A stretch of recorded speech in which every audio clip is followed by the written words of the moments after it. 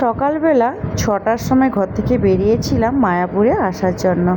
তো এখন বাজে 4টা, শেষমেশ এইমাত্র মায়াপুরে পৌঁছলাম।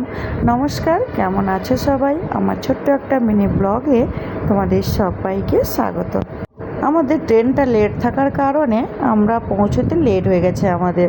তো যাই হোক, কিছুই তো করার নেই, ট্রেনের ব্যাপার। তো এখন আমরা পৌঁছে গেছি মায়াপুরে। আর মায়াপুরে এসে প্রথমে নদী পেরিয়ে তারপরে আমরা টোটো করে যাচ্ছি একদম ইস্কন মন্দিরে। দেখি ওইখানে যদি রুম পাওয়া যায় তাহলে ওইখানেই থাকবো ভেবে আমরা পুরো মন্দিরের সামনেই গেছিলাম। আর মন্দিরের ভেতরে নাকি শুনেছি যে 250 টাকা দিলে ওই গৌরাঙ্গ কুঠির আরও কী কী কুঠির সব আছে, তো ওইগুলোতে মানে রুম ভাড়া পাওয়া যায়। তো এই ভেবেই আমরাও রওনা দিলাম একদম মন্দিরের সামনে। তো মন্দিরে চলে এসেছি। আর আসার সময় দেখলাম প্রচুর সারি সারি ওই গুপি ড্রেসগুলো দেখতে খুব সুন্দর ছিল।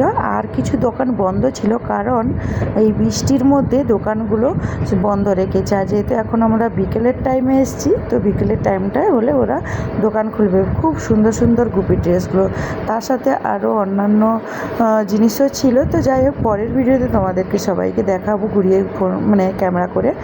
আর এখন চলো আমরা মন্দিরের সামনেই চলে এসেছি যেহেতু। আর মন্দিরের সামনে দেখো কত দোকান চারিদিকে, মানে দুই সাইডে, মানে যেরকম গুপি ড্রেসের দোকান সেরকম ব্যাগের দোকান, আরও অনেক কিছু দোকান আছে। তো যাই হোক, নেমে পড়লাম। আর এখান থেকে আমরা ভেতরে যাওয়ার জন্য রওনা দেব। সারাদিন জার্নি করে আসার পর খিদে তো পেয়ে গেছে, এতক্ষণ পেটে ভাত না, আর বাঙালিদের ভাত পেটে না পড়লে মনে হয় কিছুই খাওয়া হয়নি। তো যাই হোক, এখন মন্দিরের ভেতরে যাচ্ছি, যদি প্রসাদ থাকে তাহলে আমরা খেতে পাবো। তো এই আশা নিয়ে যাচ্ছিলাম। তো দেখলাম আমরা ঠিক টাইমে পৌঁছেছি, 4টা বাজে। আর এইখানে এসে দেখলাম কতটা বৃষ্টি হয়েছে, দেখো পুরোটা জল ধরে গেছে। আর এই ভেতরে মন্দিরের ভেতরেও গুপি ড্রেসগুলো আছে, কিন্তু ওইগুলো বেশ সুন্দরভাবে সাজিয়ে রেখেছে। ভাবলাম পরের ভিডিওতে দেখবো, এখন চলো আগে পেট পুজো করে আসি। তো তাই জন্য বেরিয়ে পড়লাম, মানে সোজা লাগেজপত্র নিয়ে যাচ্ছি যেখানে মানে ওই 50 টাকার টিকিট মানে কুপন কেটে খেতে হয়, সেই জায়গায় যাচ্ছি। তো এইমাত্র মন্দিরের ভেতরে চলে এসেছি। এই যে